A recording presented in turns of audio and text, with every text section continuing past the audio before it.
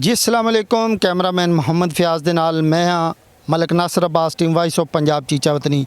जी नाज़रीन, मैं इस वक्त रावी स्टेडियम कमालिया खानदा चक दे अंदर मौजूद हाँ। जी अस्सलाम वालेकुम। वालेकुम अस्सलाम। मेरा नाम सना खान मुस्तफ़ा आबदरी सुल्तानी, अड्डा कासम चौक तो, तहसील तांदलेवाला, ज़िला फैसलाबाद तो।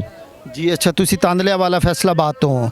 माशाल्लाह मैं जी तुहाडी आवाज़ सुनी, मैनू बड़ी पसंद आई, बड़ी अच्छी आवाज़ सी माशाल्लाह। मैं चाहांगा कि नाज़रीन नू भी तुसी अपनी आवाज़ दा जादू दिखाओ कि हाँ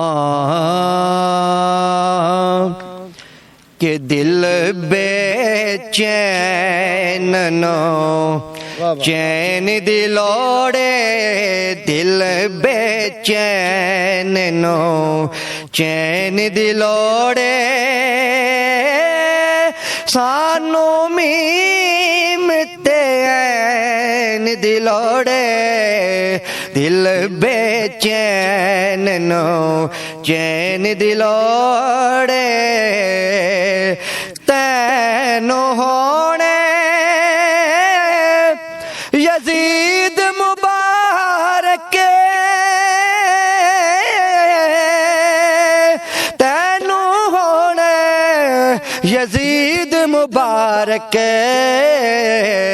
सानो हसन हुसैन दिलोड़े, सानो हसन हुसैन दिलोड़े, सानो मीमते ऐन दिलोड़े, दिल बेचैन नो चैन दिलोड़े। माशाल्लाह इनू कहंदे ने वॉइस ऑफ पंजाब। ये पंजाब की आवाज़ है। अगर तुसी भी कोई अपने तुहाडे कोल टैलेंट है, तुहाडे कोल कोई फन है, तुसी ज़रूर साडे नाल राबता करो।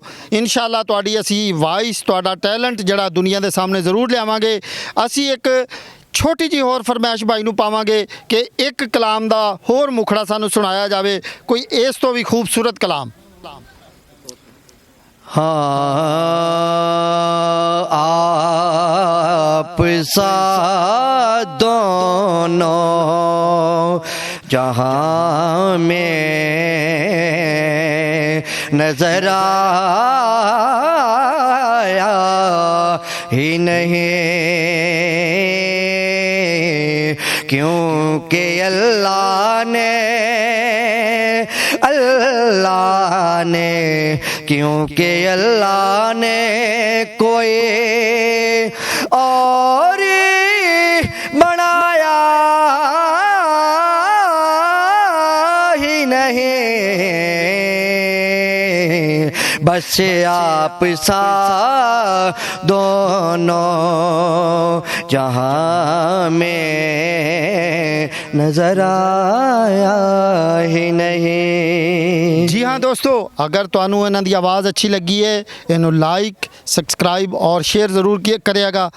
और अगर तुहानू इन्हां दी आवाज़ अच्छी लगी है तो कोई अच्छा जा भाई वास्ते कमेंट भी ज़रूर पाया जे। बहुत शुक्रिया। टीम वॉइस ऑफ पंजाब नू इजाज़त दिओ। अल्लाह हाफिज़। Voice of Punjab.